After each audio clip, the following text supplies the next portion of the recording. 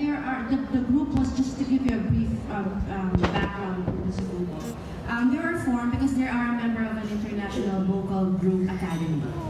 So that is where it all started, and they're very, very good, and we're hoping we can see them perform live on our next press conference. Yun lang po.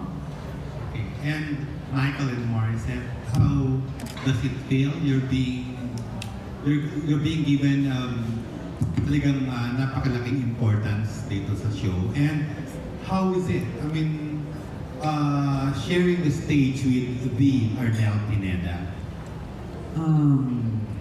Ayun po, siyempre ako, nung nalaman ko na kasama nga po ako dito sa production na to, sa concert na to, siyempre, natuwa ako. Kahit na alam kong, siyempre, family at parang mommies ko na silang lahat, pero iba pa rin yung bigyan ka ng chance na, yun, kasama si Arnel Pineda, Mr. Arnel Pineda, Morissette Amon, at kung yung iba pa po mga mag-perform sa concert. Siyempre, nakakatuwa kasi isa rin po ako sa mga may chance makapag-perform sa isang malaking venue, like so there.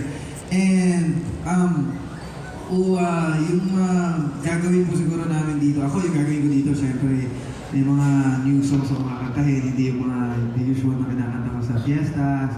And, ano pa ba?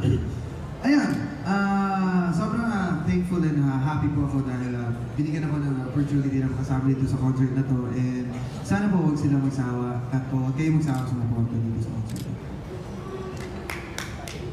Ako naman po, I'm very grateful po sa trust po ng buong team na makapagbigay po ng saya sa ating mga audience, of course. And to be sharing the stage, of course, with the one and only Mr.